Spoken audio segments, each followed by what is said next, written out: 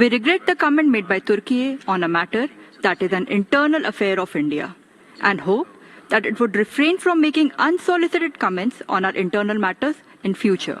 The entire union territories of Jammu and Kashmir and Ladakh are an integral and inalienable part of India. Pakistan has no locus standi to pronounce on matters that are internal to India. A country that hosts and even celebrates UNSC-sanctioned terrorists commenting on India is a contrast for everyone to see. United Nations यानी कि United Nations human rights commission, human rights council में आज India और पाकिस्तान की तल्ख बयानी सामने दिखी। Pakistan allegations लगाए कई तरह के हिंदुस्तान के ऊपर और कहा जो कि हमेशा हर जगह पे जाकर पाकिस्तान जो कश्मीर किया करता है, पाकिस्तान ने वही किया। तमाम दुनिया देख रही है, सब देख रहे हैं। और इस तल्ख बयानी में इंडिया के डिप्लोमेट हैं अनुपमा सिंह, उन्होंने राइट टू रिप्लाई लिया और राइट टू रिप्लाई लिया। पाकिस्तान की तरफ से तो बोला ही गया, कश्मीर पे बहुत कुछ बोला गया, साथ में अनुपमा सिंह ने जो स्टेटमेंट दिया वो मैं आपको सुनाता हूं। उन्होंने ये बोला पाकिस्तान पूरा रेड में है, उसकी बैलेंस शीट भी रेड में है और उसके कर्म भी रेड में है। यकीनन जो वो बात कर रही है, मैं उनकी बात को डिनाई तो नहीं करूंगी, क्योंकि वो जो कुछ कह रही है यकीनन पाकिस्तान में जिस वक्त हमारी इलेक्शंस नहीं हुए थे और नवाज शरीफ साहब को लाया जा रहा था, उनके केसेस एक के बाद एक खत्म हो रहे थे, जो कि सब हैरान भी थे कि इतनी तेजी से केसेस बने नहीं थे जितनी तेजी से खत्म कर दिए गए।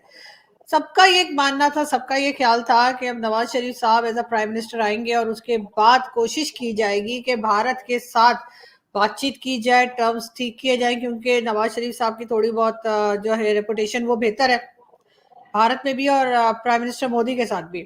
लेकिन हुआ ये कि लास्ट मिनट पे अचानक से शहबाज शरीफ साहब को सामने लाया गया, उनको एज अ प्राइम मिनिस्टर लेकर आ रहे हैं और आप जानते हैं कि कौन ला रहा है। तो यहाँ मुझे बताने की जरूरत नहीं है, इसलिए कि ये बात सभी को मालूम है कि पाकिस्तान में किस तरह से इलेक्शंस होते हैं और किस तरह से सिलेक्शंस होते हैं। तो इस बार नवाज शरीफ साहब के बजाय फिर शहबाज शरीफ साहब को ही सिलेक्ट किया गया है और वही प्राइम मिनिस्टर के तौर पर आएंगे। इसका मतलब ये है कि भारत के साथ फिलहाल बातचीत नहीं हो पाएगी, क्योंकि शहबाज शरीफ साहब के तो इस तरह की कोई स्टेटमेंट नहीं थी, वो तो सारी बातें नवाज शरीफ साहब कह रहे थे।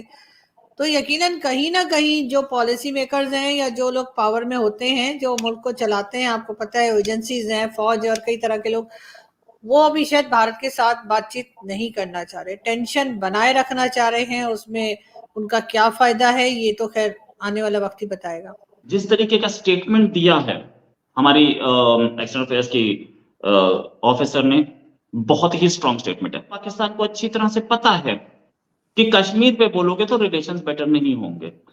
इस पर आपके farmer foreign minister Bilawal Bhutto साहब और फॉर्मर प्राइम मिनिस्टर, जो कि अगले प्राइम मिनिस्टर बनने वाले हैं, शहबाज शरीफ साहब, इनके इतने स्टेटमेंट्स हैं कि उन्हें आप उन्हें ही पढ़ लो तो इंडिया पाकिस्तान रिलेशन नहीं ठीक हो सकते। ऐसे ही रावी का पानी रोका जाएगा हर बार और पाकिस्तान हर बार चीखेगा। तो ये कैसे, मतलब पाकिस्तान को ये समझ में नहीं आता है पाकिस्तान क्या चाहता है। पाकिस्तान उम्मीद ये करता है कि इंडिया अपनी जमीन दे देगा।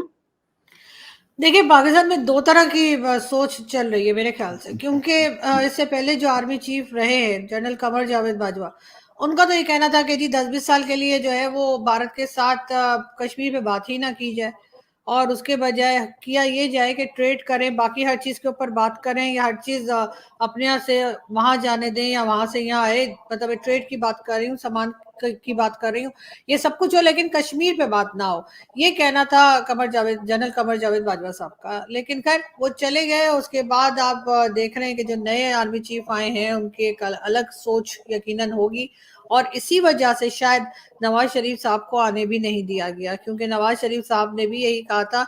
उनकी स्टेटमेंट निकाल के आप देख सकते हैं, जिस वक्त वो पाकिस्तान वापस आए थे इलेक्शन से पहले, उन्होंने यही कहा था कि वो जितने भी नेबरिंग कंट्रीज हैं, खास तौर पे अफगानिस्तान और भारत, उसके साथ वो टर्म्स को ठीक करेंगे और टर्म्स ठीक इसी तरीके से हो सकेंगे जब कश्मीर करना पाकिस्तान बंद करेगा। बहुत बार बहुत से लोगों ने, कई यूट्यूबर्स ने इंडिया से भी, बहुत बड़े बड़े यूट्यूबर्स ने इंडिया से ये भी कहा है कि जब पाकिस्तान यूनाइटेड नेशन में जाता है तो ना फूड क्राइसिस पे बात करते हैं, ना किसी इकोनॉमी पे बात करते हैं, ना इस पे बात करते हैं कि पाकिस्तान के यहाँ भी या पाकिस्तान में भी ऐसे लोग या ऐसी कंपनीज आनी चाहिए जैसी भारत में और दूसरी जगह जाती है, ताकि हम लोग ये जो लोन हर वक्त मांगते रहते हैं उससे निकल पाए। बल्कि जाते हैं और हर जगह पे ना एजुकेशन पे बात करते हैं ना हेल्थ पे बात करते हैं, सिर्फ और सिर्फ कश्मीर कश्मीर करके आते हैं।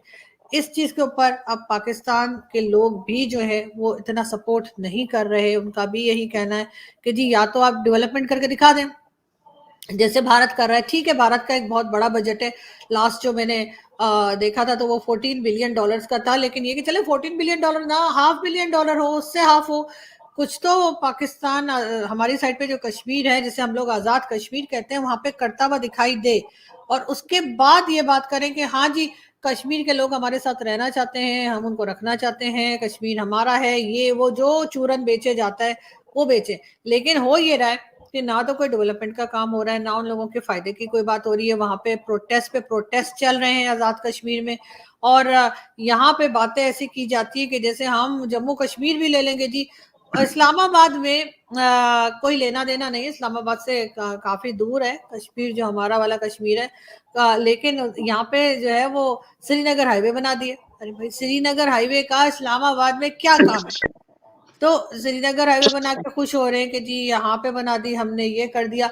तो वो ये जो चीजें चलती जा रही है ना कहीं ऐसा लगता है कि ये भारत के साथ एक ग्रुप ऐसा है, शायद दो ग्रुप होंगे, जो एक चाह रहा होगा बात करे और दूसरा चाहता है बात ना करे, इसीलिए कोई ना कोई टेंशन, कोई ना कोई एक अजीब सी तरह की स्टेटमेंट जो है वो रिलीज कर दी जाती है, जिसके बाद जाहिर है कि भारत की तरफ से भी उसी तरह का जवाब आता है।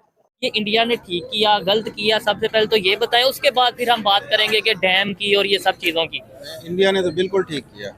अच्छा, इंडिया ने बिल्कुल ठीक किया। इधर हमारा मीडिया रो रहा है कि मतलब जो है वो बिला वजह रो रहा है ना। देखिए, अगर जब हम खुद सोए हुए रहेंगे, अपने हकूक की हिफाजत नहीं करेंगे, ठीक है। अगर कोई बाहर सोना बाहर पड़ा और चोर उठा के ले जाएं, हम अच्छा। खुद ही हिफाजत ना करें, लॉकर में ना रखें, ठीक है।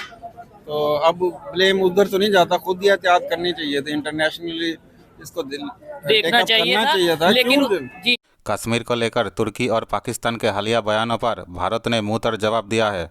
भारत ने यूनाइटेड नेशन के मंच से कश्मीर के मामले पर पाकिस्तान और तुर्की को धमकी दे डाली। भारत ने कहा कि ये उसका आंतरिक मामला है और इसमें किसी भी देश को इंटरफेयर नहीं करना चाहिए।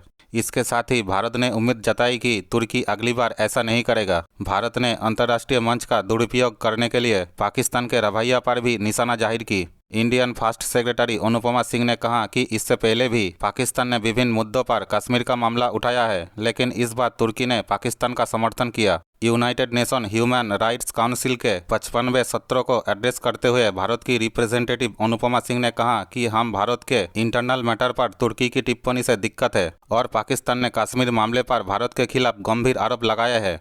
भारत के खिलाफ आरोपों पर जवाब देते हुए अनुपमा सिंह ने कहा कि एक ऐसा देश जिसने अपनी ही माइनॉरिटीज़ के व्यवस्थित उत्पीड़नों को संस्थागत बना दिया है, एक ऐसा देश जो टेररिस्ट को पनाह देता है और यहाँ तक कि उनका सपोर्ट भी करता है, और उसका भारत पर टिप्पणी करना हर किसी के लिए एक अपमान है।